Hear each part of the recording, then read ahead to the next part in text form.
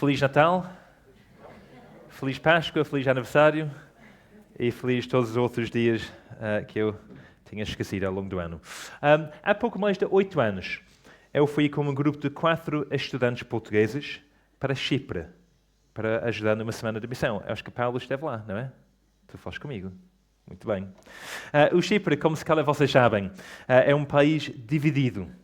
Ou seja, desde o golpe de Estado de 1974, uma data que vocês conhecem bem, 1974, e a invasão da Turquia logo depois, o país foi dividido em 2. A parte sul está sob o domínio cipriota grego e a parte norte está sob o domínio cipriota turco. No entanto, como a parte turca da ilha, a parte do norte, não foi reconhecida pela comunidade internacional como uma terra que pertence à Turquia, rapidamente tornou-se uma terra sem lei, com bastante tráfico de seres humanos. De acordo com o Departamento de Estado dos Estados Unidos, muitas das vítimas são estudantes internacionais que representam 30% da população total. Eles são atraídos para a ilha com falsas promessas de bolsas de estudo, alojamento gratuito e emprego garantido. Mas quando eles chegam, muitos encontram os seus passaportes confiscados e são obrigados a praticar tráfico sexual e tráfico de seres humanos, de droga. É bastante trágico. Aliás, enquanto nós conduzimos para uma das universidades do norte do país, nós perdemos a conta de quantos bordéis que nós vimos ao caminho. Houve bordel, ou seja, tantos. Dezenas de bordéis. Foi chocante. Mas aqui está a questão. Ou seja, quando nós finalmente chegamos a uma destas universidades no norte do país, nós começamos a perguntar aos estudantes esta pergunta. Se pudesses fazer a Deus uma pergunta e ter a certeza absoluta que Ele ia responder, então qual seria a tua pergunta? O que tu ias perguntar a Deus? Pronto, houve várias respostas, várias perguntas habituais, normais, não é? Por que há tanto sofrimento no mundo? Com quem é que eu devia casar? Por que há tantas religiões? Por que coisas más acontecem com pessoas boas? Etc. As perguntas normais.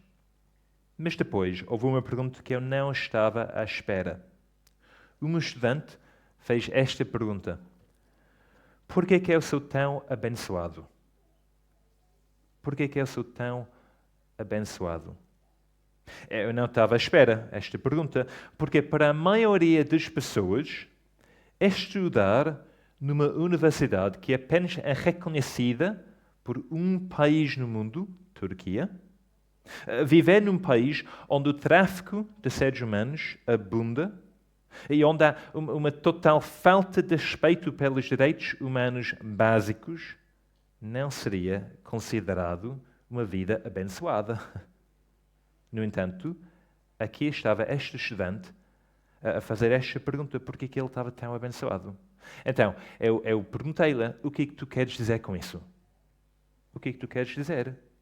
E ele disse mais ou menos o seguinte, porque eu tenho boa saúde, tenho um emprego part-time, eu tenho uma namorada e estou a conseguir tirar boas notas. E por isso, eu sou um homem bastante abençoado. Eu acho que aquela visão daquela estudante sobre o que é uma vida abençoada é bastante semelhante ao que muitos em Portugal pensam também. Abençoado és tu se te saíres bem nos teus exames e conseguires aquele emprego que sempre desejaste.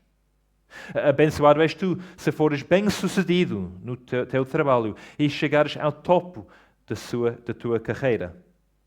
Abençoado és tu se fores casado e tiveres uma bela família. Abençoado és tu se tens a tua própria casa e tens dinheiro para comprar o que quiseres, quando quiseres. Abençoado és tu se és saudável, sem alergias, intolerâncias, doenças crónicas, doenças graves. Abençoado és tu, se és confiante e seguro de ti mesmo, bem-sucedido e feliz, rico e poderoso, popular e amado. Abençoado és tu. Não é difícil perceber que é isso que o mundo à nossa volta pensa que é uma vida abençoada. É uma vida de prazer, de conforto, de felicidade, de abundância financeira. Mas será que isso é certo? É mesmo importante que nós pensamos sobre isso, especialmente hoje, enquanto começarmos o novo ano civil. Porque aquilo que nós pensamos ser uma vida abençoada vai moldar a forma como nós vivemos este ano. Se acharmos que uma vida abençoada tem a ver com muito dinheiro, então vamos focar em ganhar muito dinheiro este ano. Isso vai ser o nosso objetivo. Se acharmos que é sobre sexo, então vamos procurar sexo. Se for boas notas, ou boa saúde, ou uma boa casa, então é aí que estará o nosso coração em 2025. Mas a cena é que Jesus discorda. Não é que essas coisas são más em si mesmas, claro que não, mas elas não são o que definem uma vida abençoada. Quem define o que é uma vida abençoada? É Jesus. É Jesus. E a sua definição é bastante radical e surpreendente. Então vamos ler o que Jesus diz sobre uma vida abençoada numa secção da Bíblia que vocês conhecem muito bem. Porque nós temos estudado esta secção da Bíblia ao longo de 9 semanas nos pequenos grupos. Grupo familiar da terça-feira, grupo familiar da quarta-feira, grupo familiar da quinta-feira. Então nós conhecemos esta parte da Bíblia bem. Então Mateus 5, e eu vou ler. Mateus 5, assim diz a palavra do Senhor. Vendo Jesus, as multidões subiam ao monte e, como se assentasse, aproximaram-se os seus discípulos. E ele passou a ensiná-los, dizendo: Bem-aventurados os humildes de espírito, porque deles é o reino dos céus. Bem-aventurados os que choram, porque serão consolados. Bem-aventurados os mansos, porque herdarão a terra. Bem-aventurados os que têm fome e sede de justiça, porque serão fartos. Bem-aventurados os misericordiosos, porque alcançarão misericórdia. Bem-aventurados os limpos de coração, porque verão a Deus. Bem-aventurados os pacificadores, porque serão chamados filhos de Deus. Bem-aventurados os perseguidos por causa da justiça, porque deles é o reino dos céus. Bem-aventurados sois quando, por minha causa, vos injuriarem e vos perseguirem, e mentindo, disserem todo o mal contra vós. Regozijai-vos, exultai, porque é grande o vosso galardão nos céus, pois assim perseguiram aos profetas que viveram antes de vós. Bem, antes de pensar mais sobre o que isso quer dizer, temos de lembrar que Jesus está a falar com quem? Ele está a falar com os seus discípulos. Versículo 1. Ou seja, ele está a falar com aqueles que já se arrependeram dos seus pecados e já começaram a segui-lo. Então isso diz-nos imediatamente que esta passagem, na verdade toda esta secção, o Sermão do Monte, não é sobre como alguém pode entrar no reino dos céus, como alguém pode se tornar um seguidor de Jesus Cristo, mas trata-se, antes, do tipo de atitudes e virtudes que devem caracterizar a vida daqueles que já são seguidores, daqueles que já fazem parte do seu reino. Um reino que não é geográfico ou político, mas que consiste em todas as pessoas que se ajoelharam perante Jesus em arrependimento e fé. E assim, ao começar, Jesus apresenta 8 características ou virtudes específicas. Características que descrevem o povo de Deus e que definem uma vida abençoada. Então vamos olhar para elas agora, mas antes de o fazer, vamos orar. Senhor Deus, nosso Pai, muito obrigado que nós podemos perceber o que é uma vida abençoada. Obrigado, Senhor, que Jesus ensina-nos no Sermão do Monte sobre o que é. Nós pedimos agora, Senhor, que Tu possas falar conosco através da Tua palavra e que nós possamos ser aquelas pessoas que são caracterizadas por estas virtudes, estas características que definem uma vida abençoada. Nós pedimos e oramos isso em nome de Cristo. Amém. Então, em primeiro lugar, versículo 3. Bem-aventurados os humildes de espírito, porque deles é o reino dos céus. Então, quem são os humildes de espírito? Vocês sabem? São aqueles que reconhecem que eles não são dignos perante o Senhor Todo-Poderoso. Aqueles que sentem a sua culpa e vergonha perante o Deus Santo. Aqueles que entendem que não têm nada para oferecer em troca da sua salvação. Aqueles que sabem que a sua única esperança é apresentarem-se perante Deus de mãos vazias, confiando na sua graça e misericórdia. Talvez a melhor ilustração que nós temos sobre isso seja a parábola que Jesus contou sobre duas pessoas diferentes que foram ao templo para orar. Lembra-se? Um era fariseu e o outro cobrador de impostos. O fariseu, posto em pé, orava de si para si mesmo desta forma: ó Deus, graças te dou porque não sou como os demais homens, roubadores, injustos e adúlteros, nem ainda como este publicano. Jejuo 2 vezes por semana e dou o dízimo de tudo quanto ganho. O publicano, estando em pé, longe, não ousava nem ainda levantar os olhos ao céu, mas batia no peito, dizendo: ó Deus, sê propício a mim, pecador. É isso que significa ser humilde de espírito. É não ter confiança em nós próprios ou na nossa capacidade de nos justificar perante o Senhor, mas é colocar toda a nossa esperança e confiança na bondade e misericórdia de Deus. Então, será que isso te descreve? Será que tu reconheces a tua falência espiritual e a tua necessidade de Deus? Se assim for, então seja encorajado, porque a ti pertence o reino dos céus.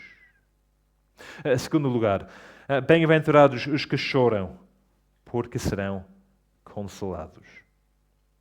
Se calhar isso parece um bocadinho estranho, não é? Ou seja, afinal de contas, Jesus veio para nos dar vida em abundância, não é? E alegria, tanta alegria. Mas mesmo assim, Jesus diz que as lágrimas deviam caracterizar os que fazem parte do seu reino. Porquê? Porque quando nós reconhecemos a nossa pobreza espiritual, somos capazes de ver a feiura do nosso pecado, a escuridão dos nossos corações, a sujidade das nossas transgressões. E nós devemos ficar tristes por causa disso. Lamentamos a nossa idolatria, a nossa imoralidade, a nossa perversidade, a nossa arrogância. Mas não é apenas o nosso pecado que nós lamentamos, mas também o pecado do mundo. A propagação do ódio e da violência, a injustiça sistémica e a ganância, a erosão do conceito de verdade, a falta de integridade, a exploração dos vulneráveis, tráficos dos seres humanos, o abuso dos pobres. É trágico e o povo de Deus não devia deixar de ser afetado por isso. Nós devíamos ficar tristes com o pecado em nós e com o pecado e o dano que o pecado causa à nossa volta. Então, será que tu te entristeces com o teu pecado e com o pecado do mundo? Se assim for, seja encorajado. Porque um dia, para aqueles que estão a confiar em Jesus, estaremos com Deus. Ele próprio vai enxugar as nossas lágrimas. Nesse dia não haverá mais morte, nem luto, nem choro, nem dor, pois a velha ordem das coisas terá passado. Terceiro lugar. Bem-aventurados os mansos, porque herdarão a terra. Não sei se alguém aqui já visto a série na Netflix Squid Game. Vai ver Squid Game 2, não é? Que vai sair, ou já saiu? Vai sair em breve. Ou se alguém já leu a trilogia Os Jogos de Fome.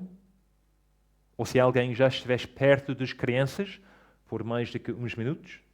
Não sei se alguém. Ou se alguma vez estiveste na escola. Ou se tiveste emprego durante um tempo.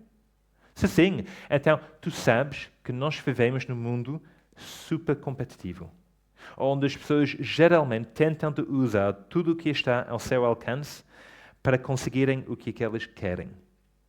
Porque, dizem-nos, o que está em causa é a sobrevivência dos fortes, onde os fortes ganham e os fracos perdem. Por isso, se queremos recompensa e reconhecimento, se queremos felicidade e uma vida bem vivida, então temos de ser agressivos, assertivos, competitivos, implacáveis. Temos de ser.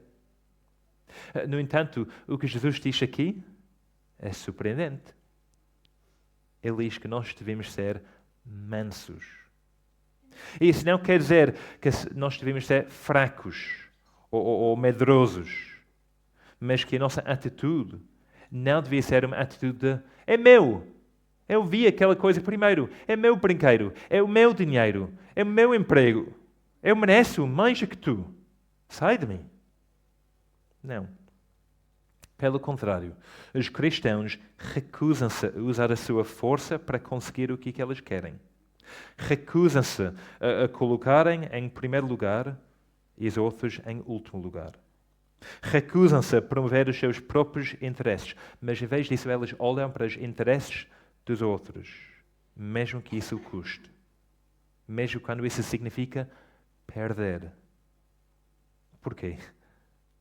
Porque elas estão a confiar que vai haver um dia de justiça. Que tudo que é mau agora, que tudo que é injusto agora, tudo que elas estão a perder agora, vai haver uma recompensa. Se calhar não pode ser nesta vida, mas vai haver uma recompensa. É uma certeza. Então eles confiam no Senhor para a justiça, em vez de tentar aplicar a vingança. Então, é assim que te descreve. És alguém gentil e humilde, a pôr as necessidades dos outros à frente das tuas necessidades. Se assim for, ser encorajado. Porque embora possa parecer que podes ficar a perder, Deus promete que um dia, quando Jesus voltar, terás tudo aquilo com que sempre sonhaste, pois herdarás a terra. Quarto lugar, versículo 6. Bem-aventurados os que têm fome e sede de justiça, porque serão fartos. Eu não sei se temos vários atletas aqui, pessoas que pelo menos gostam de fazer exercício. Mas se tu queres ter um atleta que faz parte dos Jogos Olímpicos, tu tens que treinar bastante. Bastante treinos, todos os dias. Tem que treinar. É bastante cansativo e exige dedicação inabalável. Mas no ano passado, houve uma atleta que levou isso a um outro nível. Chama-se Matt Dawson. Alguns de vocês já conhecem o nome porque já falei com vocês sobre ele. Ele é um jogador de hóquei australiano. E ele queria ter sucesso nos Jogos Olímpicos, mas houve um problema. 2 semanas antes dos Jogos Olímpicos, ele quebrou um osso no seu dedo. Magoou o seu dedo, e isso ia exigir várias cirurgias e mais ou menos 6 meses para recuperar. Significa que ele não pode jogar nos Jogos Olímpicos. Uma coisa que ele queria tanto fazer. Mas houve mais uma opção. Houve uma opção, e apenas uma opção, que ia significar que ele podia jogar nos Jogos Olímpicos. Então, o que ele fez? Ele escolheu aquela opção. E por isso, ele decidiu de amputar o seu dedo da articulação para cima, ou seja, cortou completamente o dedo daqui para cima. Porque dentro de uma semana, então o dedo estava bem e ele podia jogar nos Jogos Olímpicos. E isso que ele fez. A sua equipa ficou chocado. A sua esposa tinha dito, olha, não toma uma decisão sem pensar. 10 minutos mais tarde, ele estava a ter esta cirurgia. Mas pronto, o capitão disse o seguinte, o capitão da equipa. Não sabíamos bem o que pensar, mas depois soubemos que ele foi para o hospital e cortou o dedo. o que foi bastante interessante. Não é a palavra que eu ia usar para descrever. Interessante. Porque sei que há pessoas que, por vezes, teriam um braço, uma perna e até um bocadinho do dedo para estar aqui nos Jogos Olímpicos. Quando se passou uma vida inteira de escolhas e sacrifícios para vir competir a mais alto nível, penso que para ele foi uma decisão fácil.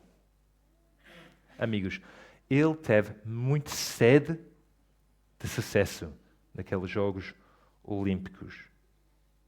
Todas as pessoas têm sede e fome de algo. Quer seja de sucesso desportivo, segurança financeira, uma relação romântica.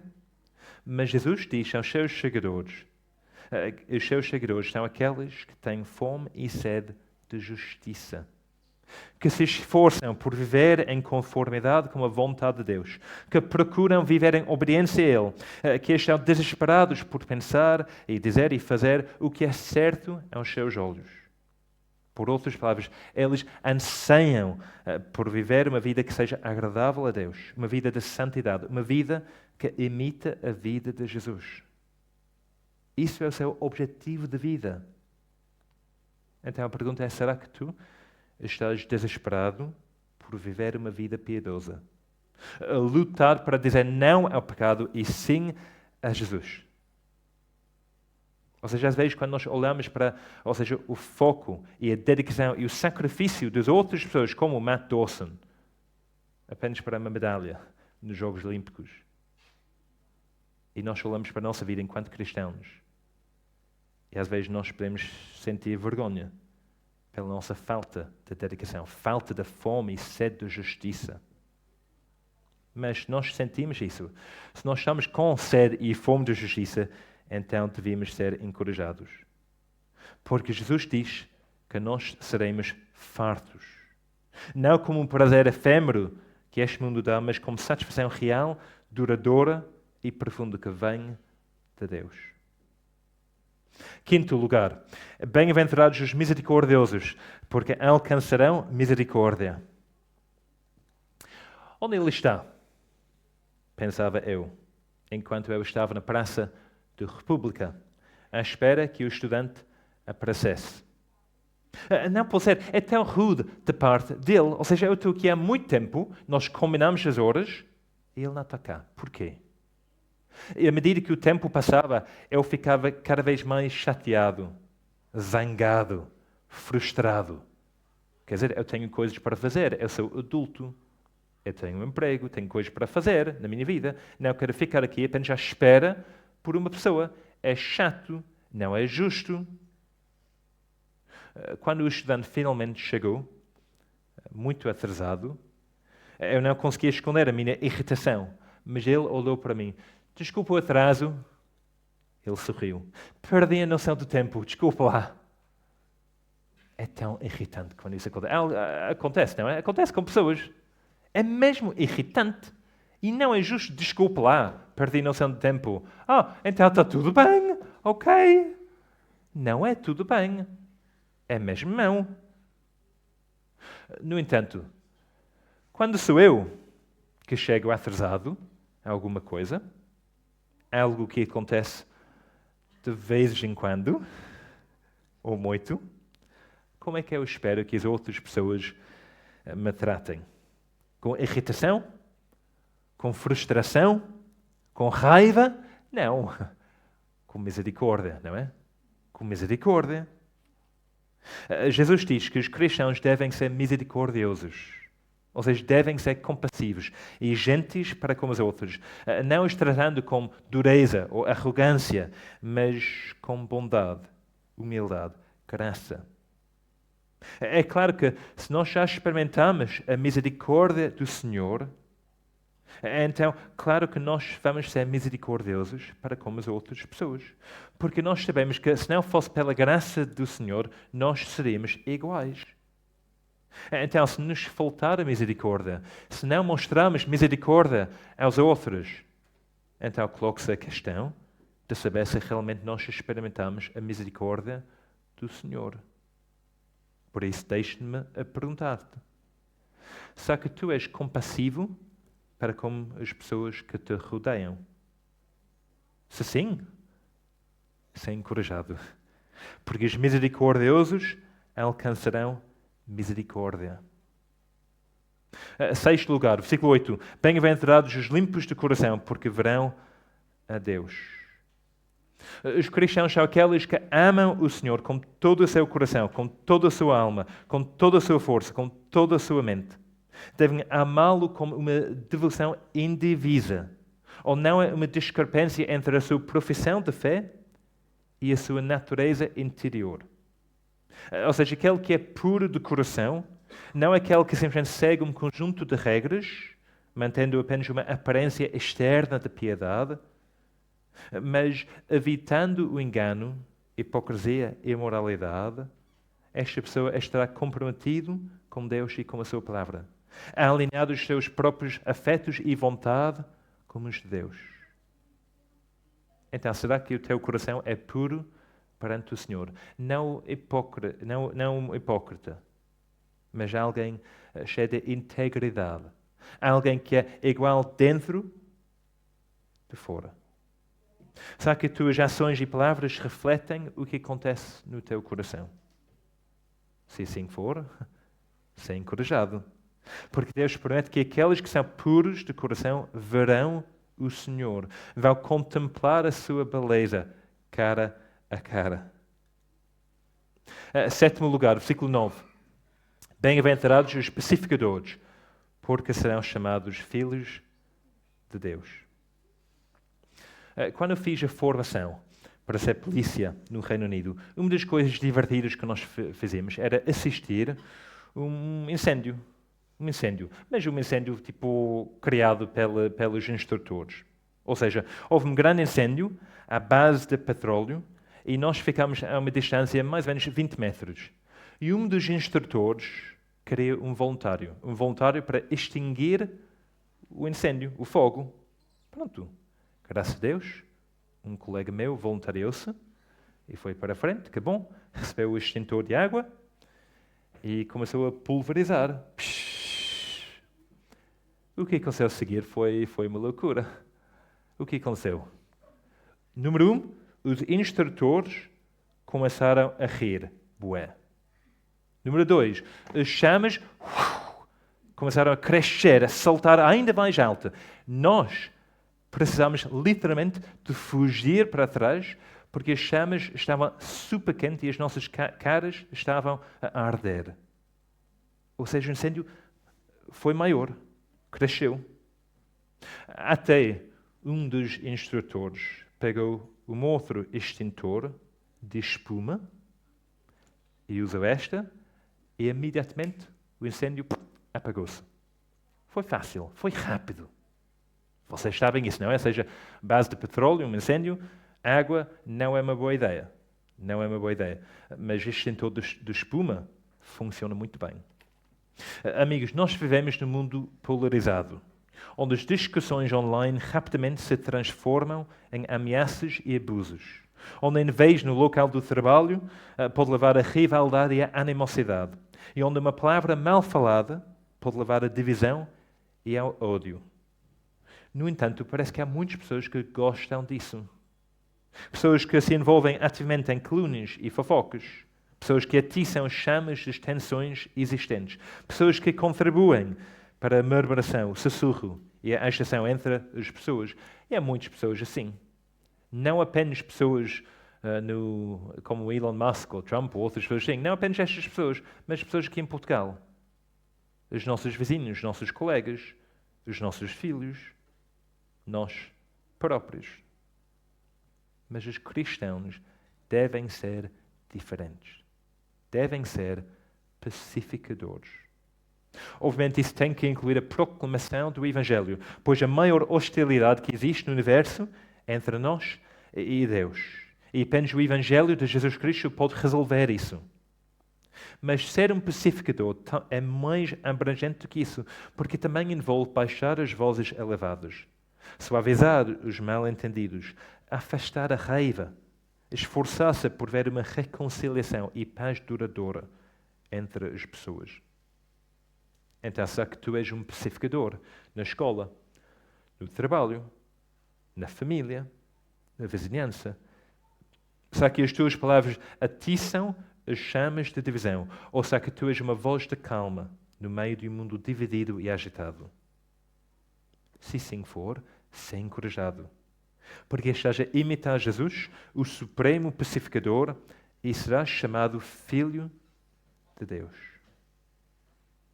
Bem, 8. Último lugar, versículo 10. Bem-aventurados os perseguidos por causa da justiça, porque deles é o reino dos céus. Bem-aventurados sois quando por minha causa vos injuriarem e vos perseguirem e mentindo disserem todo o mal contra vós. Regozijai-vos e exultai, porque é grande o vosso galardão nos céus, pois assim perseguiram os profetas que viveram antes de vós. Amigos, reparem que Jesus não diz bem-aventurados os que são perseguidos por causa da sua tolice. Claro que não. Por isso, se um dia tu vais ao trabalho e passas o dia inteiro a gritar ao teu chefe, aos teus colegas, aos teus clientes, que eles vão para o inferno se eles não se arrependerem e confiarem em Jesus, então quando fores despedido, não comeces a pensar que isso é perseguição. Não é perseguição. Foste despedido porque foste tolo. Foste um tolo desagradável, antipático, insensível, arrogante.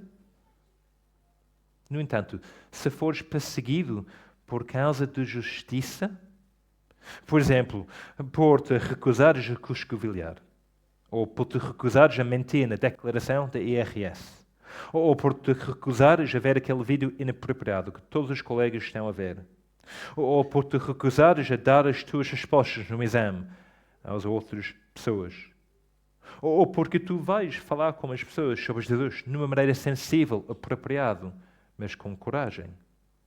Se fores ridicularizado, escarnecido, excluído, por te destacares como sendo radicalmente diferente de que as pessoas que te rodeiam, então seja encorajado, porque a ti pertence o reino dos céus. Então, vimos muita coisa, eu sei. 8 pontos. Eu não queria dizer no início do pregação que há 8 pontos, porque vocês iam ficar, não. Mas 8 pontos. Rápidos. Chegamos ao fim e vimos bastante coisas. Vimos que o seguidor de Jesus é alguém que tem consciência da sua pobreza espiritual, que lamenta o seu pecado feio, coloca os outros em primeiro lugar e tem fome e sede de justiça. Além disso, é alguém que é compassivo para com os outros, zeloso por viver com santidade e integridade, desejoso de proclamar a paz ao mundo dividido e alegre perante a perseguição.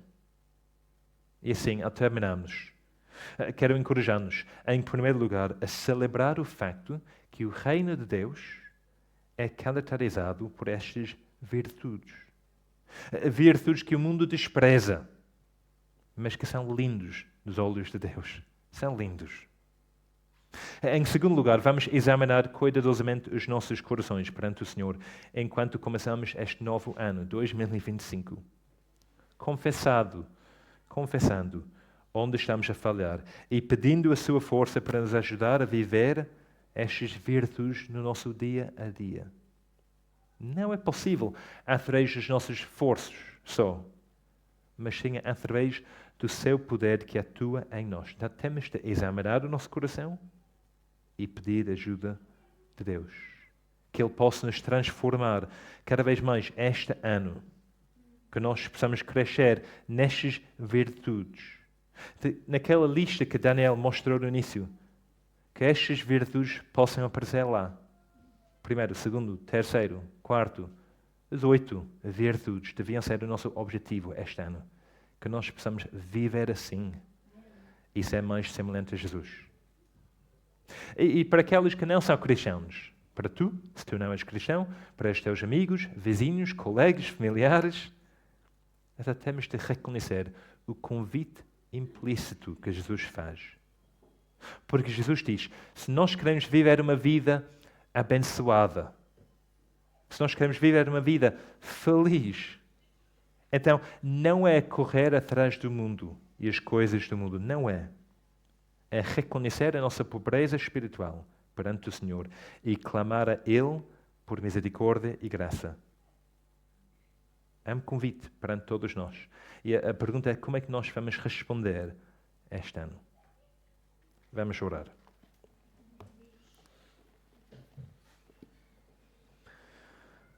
Bem-aventurados. Senhor Deus, nosso Pai, nós queremos ser bem-aventurados este ano. Queremos que este ano, 2025, seja um bom ano. Não apenas um ano cheio de dinheiro, cheio de relacionamentos, de bom emprego, mas um ano cheio de Jesus. Um ano cheio de Ti. Um ano em que nós possamos crescer em maturidade. Em que nós possamos refletir cada vez mais estas virtudes, estas características das nossas vidas. Por isso, Jesus, nós precisamos da Tua ajuda. Precisamos da Tua graça, da Tua força, do Teu poder a trabalhar em nós para nos transformar. Ajude-nos, Senhor, hoje e ao longo deste ano a lembrar estas virtudes e a trabalhar nelas. A lutar pela santidade. A ser humildes de espírito. A chorar por causa do nosso pecado. Com fome e sede de justiça. A mostrar misericórdia para com os outros. Aqueles que não merecem. A ser limpos de coração com vidas íntegras. A ser pacificadores. E a ser aqueles que são alegres, mesmo perante a perseguição. Porque sabemos que a nós pertence o reino dos céus, por causa de Jesus. Que nós possamos lembrar disso, Senhor, e viver isso. Nós pedimos e oramos em nome de Cristo. Amém.